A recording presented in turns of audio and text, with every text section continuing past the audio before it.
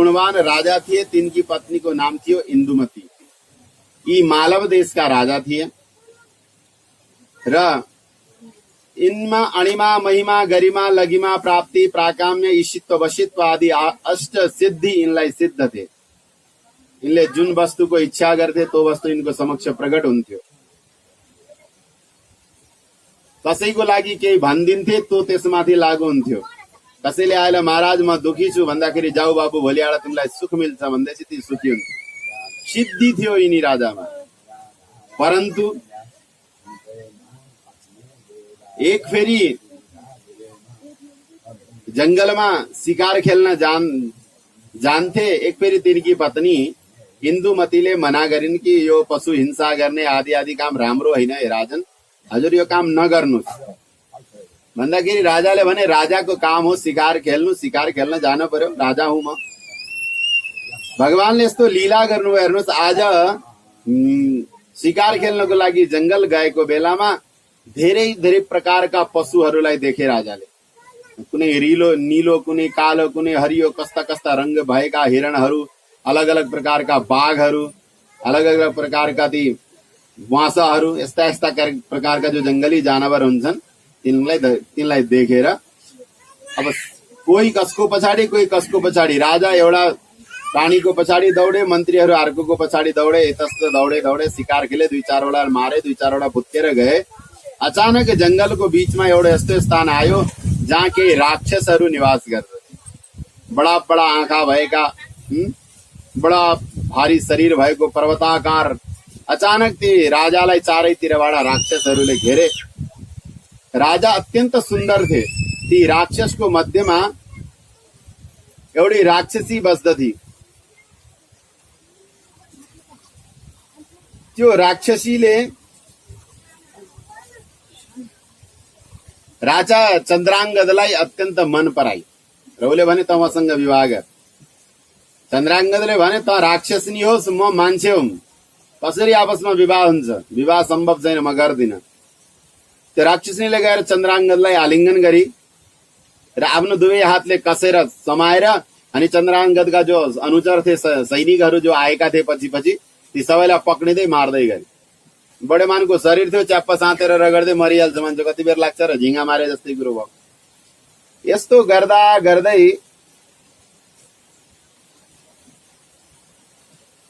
राजा के गरौँ म, के गरौँ के नगरौँ विचार विमर्श शून्य भए। सैनिकहरूको हत्या गरेको देखेर अत्यन्त भयभीत भए।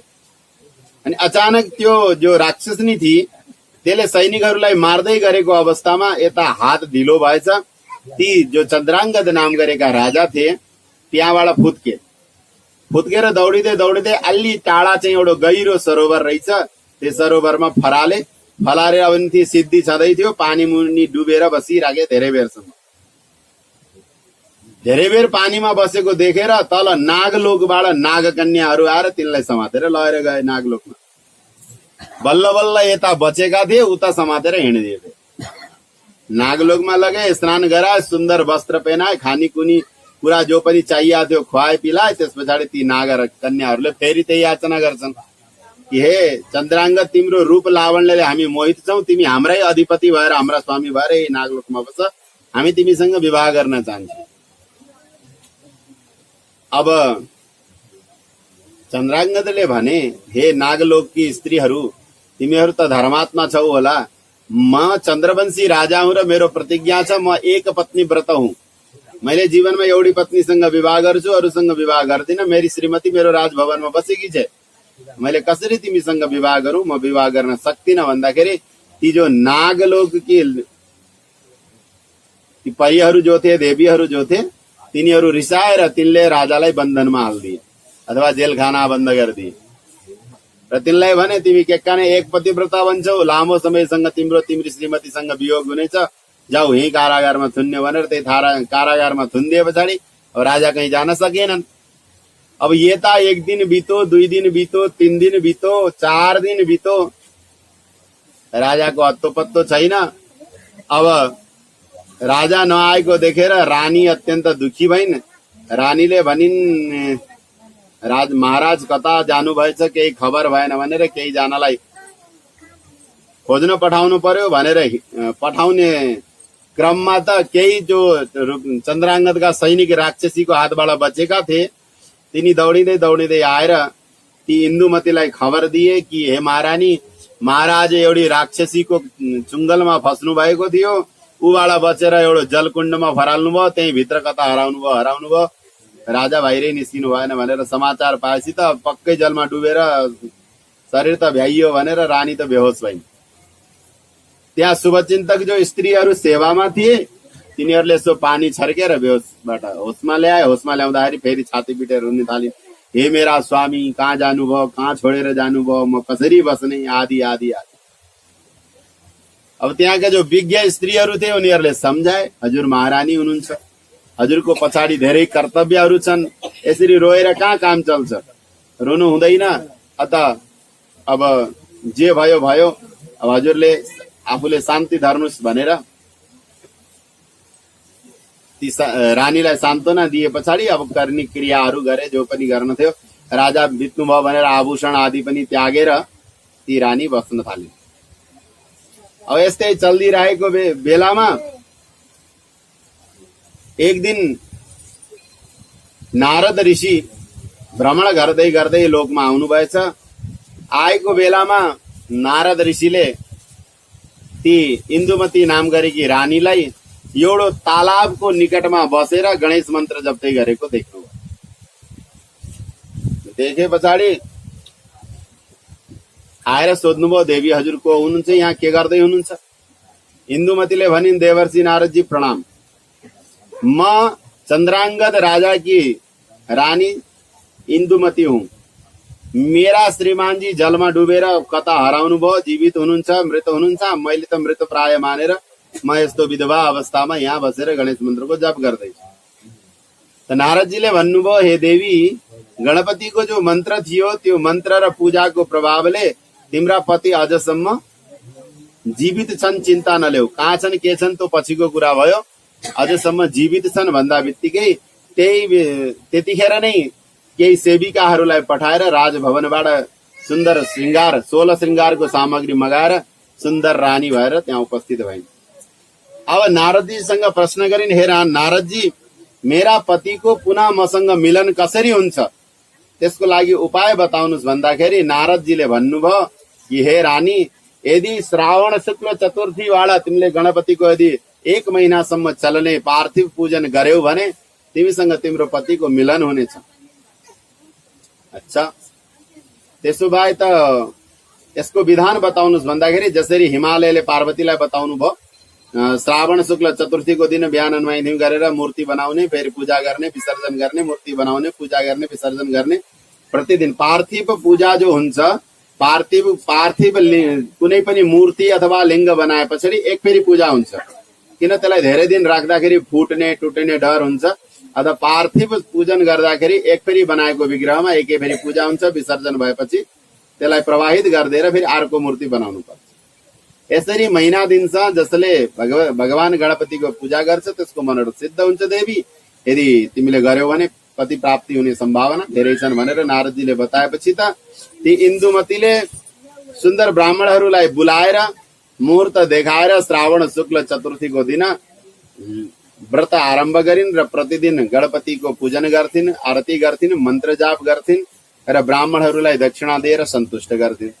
यसरी 1 महिना जब तिनको भाद्र शुक्ल चतुर्थीको दिन आएर व्रत पूर्ण भयो तो अचानक भगवान गणपतिको कृपा यस्तो भयो, हेर्नु त्यो नागलोकमा रहेका ती स्त्रीहरूलाई लाग्यो यो राजालाई यत्रो दिनसम्म बन्धनमा राखियो त परन्तु यसको त बुद्धि भ्रम भएन, यो त परिवर्तित भएन, यो त अझै अडिग छ, हामी विवाह गर्दैनौँ भन्ने। भगवानले बुद्धि परिवर्तन गरिदिनु भएको थियो। नागलोककी ती स्त्रीहरूलाई लाग्यो अब यसलाई यहाँ राखेर गर्नु के छ, आखिर हाम्रो पति नभएसँग योसँग हामी बसेर पनि केही अर्थ भएन, कुनै औचित्य निस्केन, कुनै फल मिलेन, अरू यसलाई छोडिदिनु पर्यो भनेर त्यसलाई कारागारबाट निकालेर उहाँ जहाँ पनि बन्धनमा राखेको थियो उहाँलाई निकालेर सुन्दर वस्त्र आभूषण दिएर एउटा घोडामा बसालेर छोडिदिए। त्यो बाटोबाट हुँदै हुँदै त्यही तालाबबाट बाहिर निस्के ती चन्द्राङ्ग। बाहिर निस्केर अब यताउता हेर्न थाले, त्यहाँ न कोही राक्षस थियो न कोही राक्षसनी थिए, न पहिलाका सैनिक त्यहाँ कोही भेटिए। अब धेरै टाढा नागलोकबाट आएका थाकेका थिए, एउटा ठुलो बुटोको मुनतिर विश्राम गरे। अब राजा जिउँदै हुनुहुन्छ भन्ने खबर पाएपछि इन्दुमतीले अब कसै न कसैलाई जंगलतिर जाऊ, कहीँ न कहीँ त भेटिनु होला भनेर जुन बाटो राजा गएका थिए त्यही बाटोमा दिनदिनै दुई चारजना सैनिकहरूलाई खोज्न पठाउनुहुन्थ्यो। आज बुटाको मुनतिर शयन गरेका राजालाई देखेर सैनिकहरूले खबर दिए कि रानी, हजुरका महाराज जंगलको फलानु ठाउँमा एउटा ठूलो विशाल वट वृक्षको मुनतिर शयन गर्नु भएको छ। त ती रानीले सुन्दर ध्वजा पताकामा अलङ्कृत गरेर धेरै सैनिकहरूलाई बाजा गाजाको साथमा राजाको स्तुति गर्दै गर्दै उहाँ पठाइन् र तिनले राजालाई लिएर आएर त्यस पछाडि ती इन्दुमती र राजा चन्द्राङ्गदको भेट भगवान गणपतिको यस पार्थिव पूजा विधिले सुन्दर प्रकारले सम्पादन भयो र ती राजा रानीको आपसमा मिलन भयो। त्यसपछि भगवान गणपतिको उपासना गर्दै गर्दै गर्दै अन्तमा उनीहरूले भगवान गणपतिको लोकलाई प्राप्त गरे भन्ने कथा यहाँ श्री हिमालयले पार्वतीलाई सुनाउनु भयो।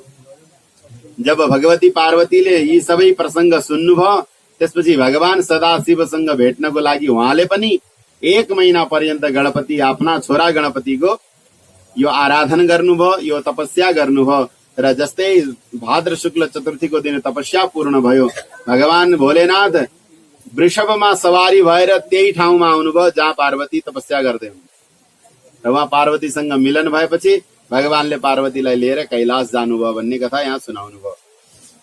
श्री गजानन भगवानको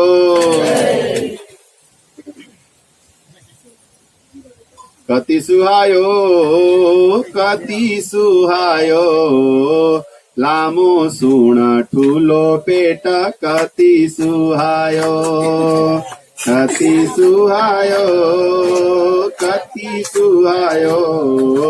लामो सुण ठुलो पेट कति सुहायो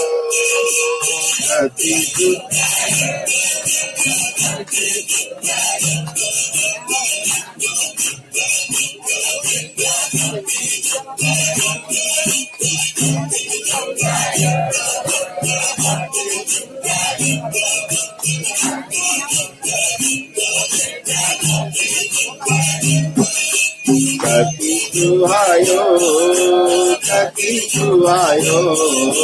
लामो सुण ठुलो पेट कति सुहायो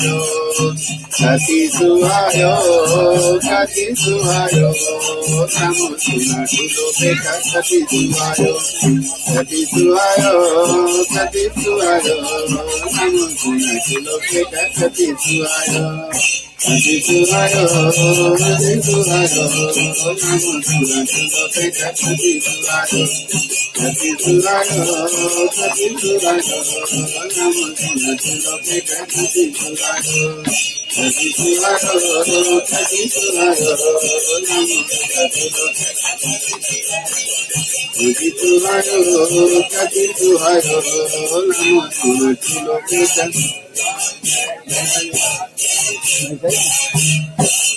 श्री गजानंद भगवान को।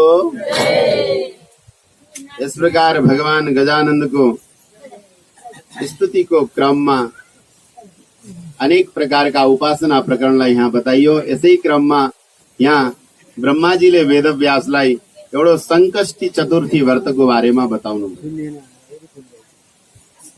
यही संकष्टी चतुर्थी व्रत गरेर अनेक भक्तहरूले भगवान गजाननलाई प्रसन्न गर्नुहुन्छ र अझै पनि यो व्रतको प्रचलन रहिरहेको छ। यी जो चतुर्थी व्रत आउँछन् यसमा कुनै कुनै चतुर्थीलाई कसैलाई अंगारक चतुर्थी, कसैलाई मंगल चतुर्थी, कसैलाई संकष्ट चतुर्थी, कसैलाई अब विविध चतुर्थीको नाममा गणपतिको उत्सवको रूपमा मनाइराखिन्छ।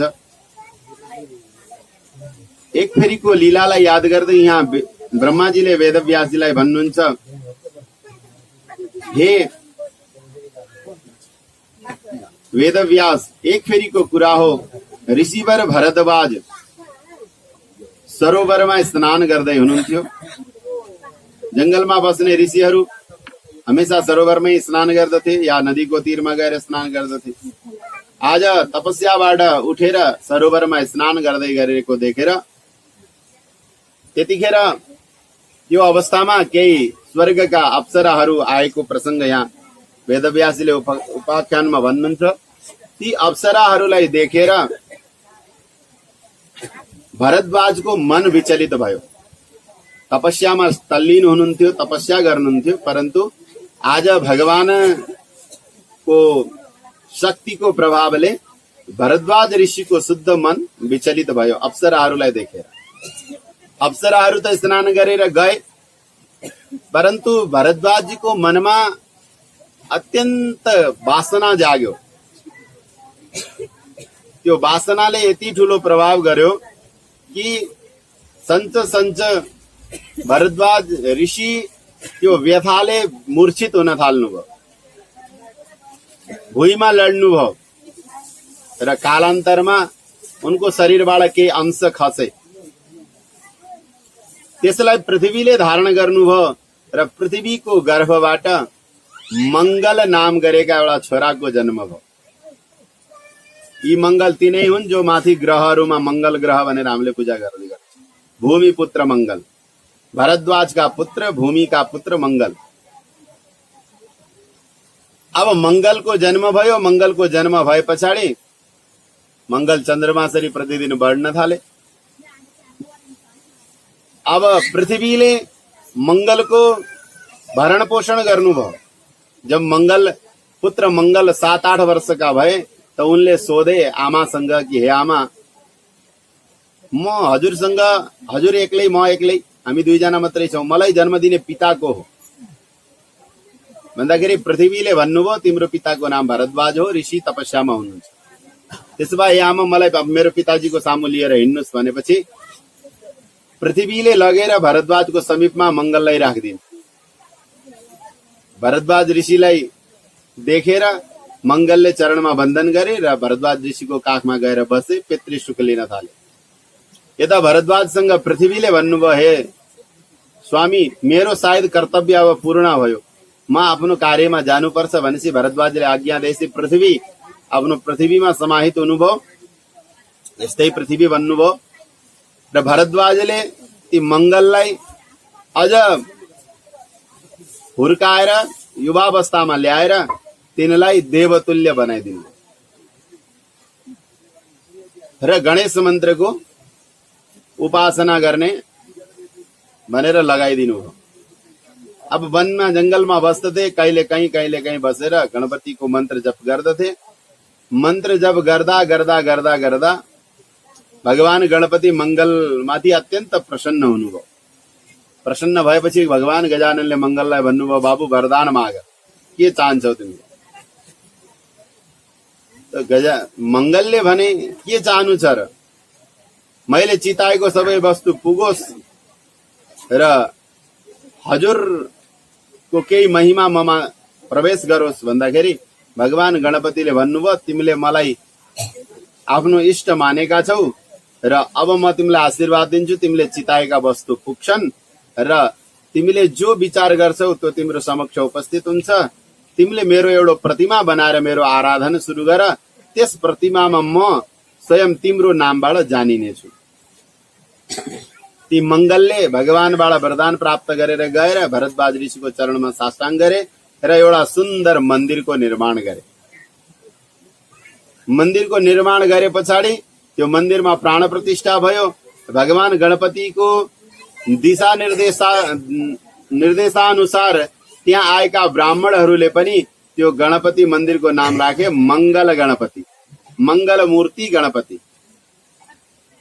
अब मंगल मूर्ति गणपतिको स्थापना भयो त मंगल प्रतिदिन त्यहाँ बसेर भगवान गणपतिको आराधना गर्थे र जब उनको जीवनको काल समापन हुन थाल्यो त्यतिखेर फेरि गणेश भगवानले आएर भन्नुभयो, जसले मंगलबारको दिन आउने चतुर्थीमा जो मेरो व्रत गर्दछ मंगल चतुर्थी, त्यसले चिताएका सम्पूर्ण कामना तिम्रो कृपाले सम्पन्न हुनेछन् भनेपछि हाम्रो परम्परामा आयो मंगल चतुर्थीको व्रत परम्परा। यस प्रकार भगवान गणपतिले मंगलबाट सेवा प्राप्त गरेर आफ्नो नाम मंगल मूर्ति राख्नुभयो। श्री मंगल मूर्ति गणेश भगवानको। यस्तै क्रममा यहाँ ब्रह्माजीले विविध उपाख्यानहरू बताउनुहुन्छ त्यही उपाख्यानको प्रसङ्गमा यहाँ जमदग्नि र रेणुका परशुराम भगवानको चरित्र पनि वर्णन गर्नुभयो। ऋषि जमदग्नि, ऋषि पत्नीको नाम थियो रेणुका, सुन्दर तपस्या गर्नुहुन्थ्यो। एक फेरि ऋषिको राज्यमा सहस्त्रार्जुन नाम गरेका राजा आए।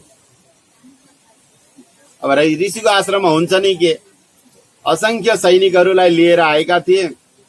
आएर ऋषिलाई के भने, हे जमदग्नि ऋषि, म धेरै सैनिकको साथमा आएको छु, मलाई भूख लागेको छ, केही यसो खाने वस्तु जो पनि छ फल प्रसादी पाऊँ, भूख लागेको छु भन्दाखेरि जमदग्निले भन्नुभयो आफ्ना सेवकहरूलाई, जाऊ भान्साघरमा गएर राजाका सारा सैनिकहरूको स्वागत सत्कार गर।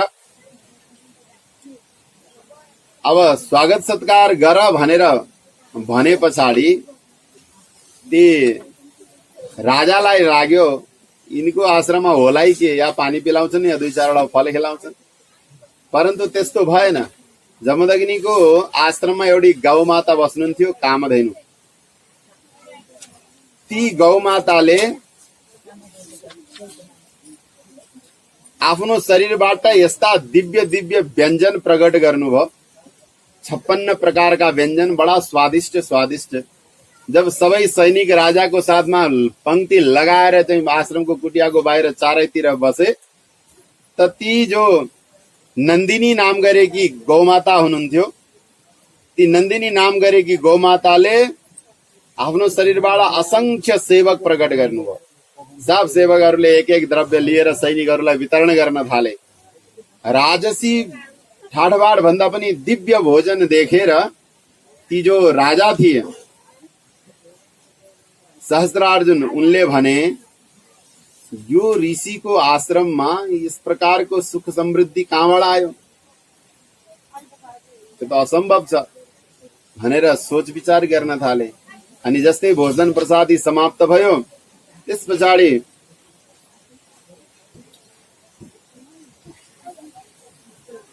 कार्तवीर्य सहस्त्रार्जुन नाम गरेका राजाले गएर आश्रमको निरीक्षण गरे। आश्रमको निरीक्षण गर्दाखेरि भित्र न कुनै भान्से छ, न कुनै ठुलो चुलो छ, न कुनै ठुलो त्यस प्रकारको केही साधन छ, न भोजनका त्यस प्रकारको बनाउने कुनै काँचो द्रव्य छ। कुटियामा केही छैन हेर्नुस्, लेकिन असंख्य सैनिकहरूले पेटभरि 56 प्रकारका व्यञ्जन खाए। यो कसरी सम्भव भयो? जिज्ञासा आयो। जिज्ञासा आए पछाडि जमदग्नि ऋषिको सामु गएर हात जोडेर प्रार्थना गरे, ऋषिवर यो चमत्कार कसरी भयो? अब ऋषि निर्मल हुन्छन्, स्वच्छ हुन्छन्, सत्यवादी हुन्छन्, उनले साँचो साँचो बताइदिए।